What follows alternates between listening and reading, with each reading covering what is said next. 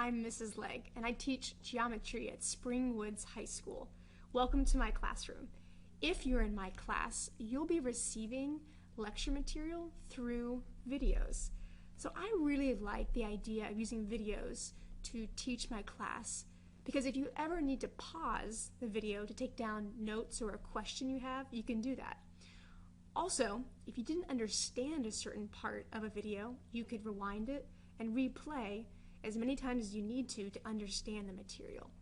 So I love math and I love teaching math, and I'm really excited about making these videos for you all. Okay, so before we begin, let's talk about geometry. So geometry is the math that people use to measure the earth. They use geometry to answer questions like how much water is in the ocean and how much water is stored in the polar ice caps. So we're going to be exploring those really exciting questions this year in this class. Okay. So, we'll start off in Chapter 1, Section 1 of your textbook, and we'll be looking at the foundations of geometry so we can build up to some higher level questions. But today we're going to start with points, lines, and planes, the foundations of geometry. By the end of this video, you'll be able to answer the following questions. What are points, lines, and planes, and how do you name them? And when are points collinear and coplanar? What happens when lines intersect? And what happens when planes intersect? So let's talk about our first figure, a point. A point names a location, but has no size. So in our real life, we can imagine a point being like a dropped pin in Google Maps when we try to look for directions. It has a location, but no size. Okay, so we will represent a dot as a point. So this dot here represents point P, this is point Q, and this is point R. To name a point, we're going to be using a capital letter. So the capital letter P stands for point P, then Q for point Q, and R for point R. Great. Okay, let's talk about a line. A line is a straight path that has no thickness and extends forever. In real life, we can imagine a road extending forever with no thickness, and that's kind of what a line is going to be like. So let's talk about how we name a line. Right here we have a line and it has 2 points on it, point X and point Y, and we're going to use any 2 points on the line to name the line. So we can use these 2 points, X and Y, but we also need to tell that we are naming a line, and we're going to use notation to describe that we're naming a line. So the notation we're going to use is a symbol above the 2 points. The symbol has a bar and an arrow on either end to show that it's extending in either direction forever, just like a line does.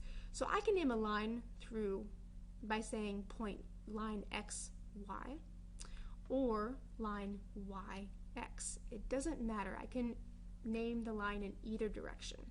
Okay. I can also name a line using the lowercase letter next to the line. So I have this lowercase letter A next to the line. I can name it saying this is line A. Right. One more thing about a line is I can only draw one line exactly, only one line through both points X and Y. And no other lines can be drawn exactly through these 2 points. Only one line can be drawn through those 2 points. Okay. The last figure we're going to look at today is a plane. A plane is a flat surface that has no thickness and extends forever. So something we can imagine in real life that represents a plane is the Dynamo Stadium. So look at this soccer field, the Dynamo soccer field, and if it extended forever this way and this way, and its length extended forever, then it would be like a plane. Okay. So to name a plane, we're going to use 3 points that are not on the same line. So I have line QR here. Those 2 points Q and R are on the same line, but point P is not on the same line as Q and R. So I can use those 3 points, P, Q, and R, to name the plane. So I can name this plane, plane PQR. Great. Now if I had a 3rd point on this line, point T, I could not name the plane QTR because these 3 points are on the same line. Okay. I can also name a plane using a capital script letter. So the script letter is like a cursive letter, and I can name this plane plane S using the script letter. Okay, so the 3 terms we just learned, point, line, and plane, are called undefined terms. And the reason we say they're undefined is because they can't be defined using any other figures. Okay. Well, let's see how points, lines, and planes interact with each other. So points that all lie on the same line are called collinear. Let's look at this word collinear real quick. The co in the front of the word means same, and line or linear at the back part of the word means line. So points that lie on the same line. So in this example, points W, X, and Y are collinear because they lie on the same line. Okay, so in real life, let's have an example. Let's say you're at Springwoods High School and you decide to drive or walk to Taco Bell to get something to eat and then go shop at Memorial City Mall.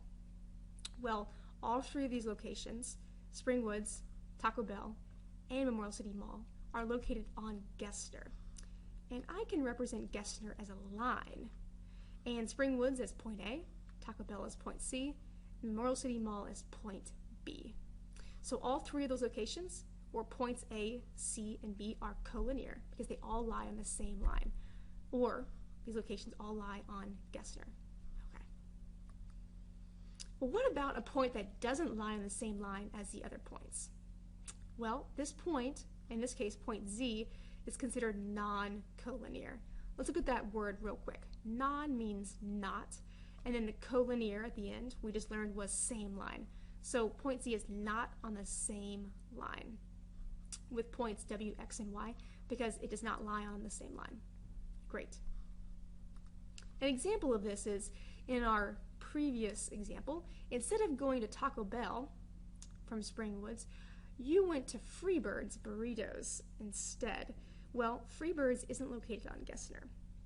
So Freebird's isn't going to be on the same line that Gessner represents, and it would be in point F, which represents Freebird's, is non-collinear with the other 3 points, A, C, and B. Okay. Now let's talk about points on a plane. Points that all lie on the same plane are called coplanar. Let's look at this word. Co, again, means same, and planar means plane. So points that lie on the same plane. On this plane, we have points Q, R, and P. So all these 3 points are coplanar. Great. We can look at a basketball court as an example of this. So if you look at a basketball court and you have 3 basketballs that are lying on the court, I can imagine that the basketballs are points and the court is a plane. Well, if all 3 of the basketballs are lying on the court, they are on the plane or they are coplanar, on the same plane. But let's add another basketball, the 4th basketball, to the mix. Basketball, or point H. And this basketball has just been shot at the hoop, so it's no longer sitting on the court with these other 3 points. So that means this point is not on the same plane as points E, F, or G. Well, this means that it is not on the same plane or non-coplanar, not on the same plane as points E, F, and G. We can look at this geometrically by representing the court as a plane.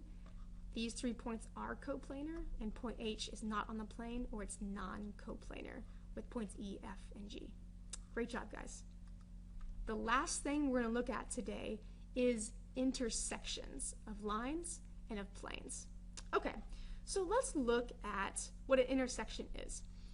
Well, Westview, the street, intersects Gessner at an intersection. And an intersection is just a crossing. The streets intersect, and we can call that intersection a point. Well, if I consider Gessner a line and Westview a line, the intersection of those 2 lines is a point.